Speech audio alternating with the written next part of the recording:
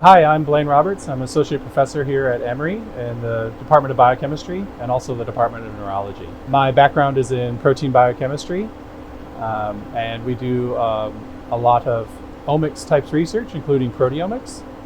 And I also head the ION core, which is the imaging, omics, and neuroscience core.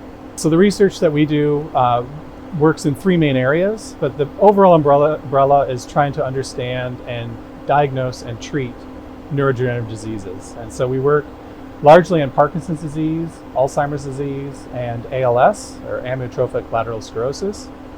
And in all three of those diseases, we use mass spectrometry for the most part, either to discover or to validate biomarkers, or to characterize proteins or molecules that are involved in those diseases, or to understand how drugs or develop new drugs that play a role in treating those diseases. So one of the ways that the Evosep has impacted our research is really at the beginning stages. So somebody who's new to the lab and they need to be able to do nano LC, and that's where the Evosep has really paid a lot of benefit, right? Because somebody can be brand new, they learn how to load the tips, and then they can set it up and run it and kind of set and forget it, right? They don't have to learn how to pre-equilibrate it, make sure it's always running, etc., right? And deal with a lot of the other headaches that you get with more traditional nano systems. And so that's been an area that has been a big benefit. And then even for advanced users, it's not unusual for us to run into problems with the other, sometimes with our other nano systems, and then decide, you know what, we're just going to put the Evosep on and just get this done, because we can run it. We can run all 500 samples or 1,000 samples or whatever it is that we might do, and we know it's just going to be over with, right? And we can get the data that we need and get it collected immediately. So, yeah, that's been a big area of benefit. So using the Evosep has made my life doing bottom-up proteomics so much easier. It's a very robust system. Quite literally, I had the system sitting in a corner for like a month. I was able to wheel it over, plug it in front of my instrument, and it prepared itself automatically. I don't have to deal with like anything troubleshooting. For example, if there are any bubbles or contaminants in the system, it just rinses itself out and preps itself. And in terms of workflow, it saves us time. So time is something we all have the same amount of, no matter how rich or poor you are. And in this case, it pretty much saves me several hours when it comes to bottom-up proteomics preparations. So instead of having to do it the traditional, for example, bottom-up digestion, then you go to desalting and cleanup afterwards, you can do that directly on Evosep tips as opposed to having to do a separate solid phase extraction step, for example. So instead of having to do solid phase extraction, having to dry down your samples, having to resuspend, having to worry about your yield afterwards, and actually having to put that in autosampler vials, for example, we can go strain the tips and I can go straight to the instrument. So sample loss is fairly marginal in this case. Yeah, so one of the big improvements that the Evosep has brought to the lab and to our workflows is speed, right? And they're really, one of the nice things about the Evosep is they've helped push the field in general of nano to go faster, like introducing the samples per day and being able to do 100 samples per day on nano, which is a very standard workflow for us on our standard flow triple quads.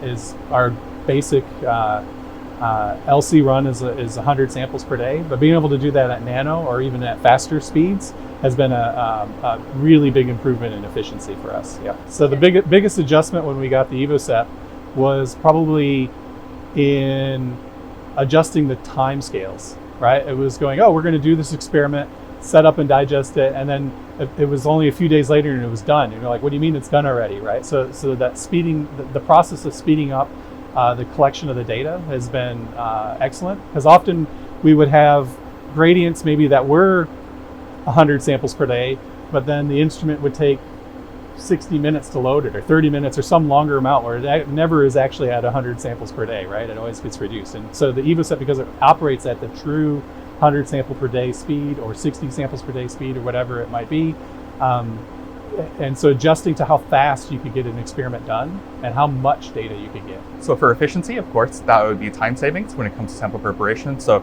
from doing experiments to preparing the samples to getting on instrument, this saves me potentially several steps and several hours of my life, which is very important. And in terms of efficiency, we have pre-optimized gradients. And on the back end, it's a very robust and very durable system. During my time for my PhD from 2021, since we had this system, I've only had to change 2 seals, which were very easy, especially through the troubleshooting guide that's available online and through our very good service members through Evosep, just through email. As a graduate student, I found it very approachable and easy to use. And I don't think I've ever actually clogged or had to get rid of an analytical column. This is inherently a 2-column setup, so we have that high throughputness, robustness, along with performing coverage as well, not having to sacrifice the 2. So one of the wonderful things about the Evosep is it goes on all of our instruments. So we put it on our Agilent systems, we put it on our Bruker timsTOF HT Flex system, we put it on our thermo systems, right? And it's on a cart, as you can see here, and it moves from instrument to instrument depending on the needs and for the experiment.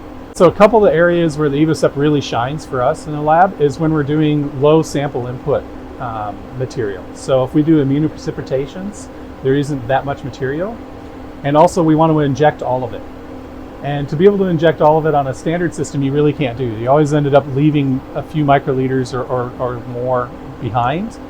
And often with the other ones, you're also sample volume limited. You can't inject more than 8 microliters or 10 microliters. And so that's where an area that we use the Evosep on our triple quad systems in particular, where we do an immunoprecipitation, and we can put all of that onto an Evosep tip and then run it and get maximum sensitivity. The other area where it works really well for us is in post-translational modifications, and particularly like phosphorylations or nitration, right? Those are 2 areas that we're really interested in, and we either use antibodies or chemical reactions or affinity reactions, right, to pull out the phosphates, and that works really well for us as well. Yeah. So plug and play was probably the biggest thing, especially for me as a graduate student. And for compatibility's sake, Evosep is probably the only system I've known where I could actually wheel it in front of Agilent instruments. So in this case, it would be a iMobility QTOF. Here we've also ported it over to our 95C, 95D triple quads from Agilent as well. And I've also put it on a timsTOF Bruker, also with a Thermo Eclipse Orbit Trap as well. Seamless after you install the software. So I can literally have it on a cart, wheel in front of the mass spec that I need to do my study on, plug and play, and run away. Yeah. I would highly recommend Evosep One if you're doing bottom-up proteomics. It's probably one of the gold standards we have in the field in terms of using nano-LC. For the big one is just you have the inherent bonus of using very little sample as compared to standard flow. The Evosep is easy to use, plug and play, and it's fairly robust. It's literally one of those instruments I could reliably wheel in front of an instrument, let it do a thing, and it will run my samples by the end of that. Compared to that, for example, another nano-LCs that we used, I literally have the babysit it or keeping it on at all times. In this case, I can keep this instrument offline, throw it to the side, do other work, come back, put it back on, not having to babysit it, and it just works. So if your goal is to do some high impact proteomics, this would be my recommendation. So I actually do recommend it to a lot of my friends who are considering mass spectrometry. I'm definitely, one of my kind of hobby goals, I suppose, is to get more molecular biologists and more biologists using mass spectrometry. And, their fear usually is the LC side or the mass spec technology side. And I think that's where I go, hey, the Evosep's got that worked out. You can just load the sample and hit run, right? It isn't any more difficult than preparing a sample for a Western and so forth, right? And so I absolutely do recommend it, particularly if you're going to be doing nano. Yeah.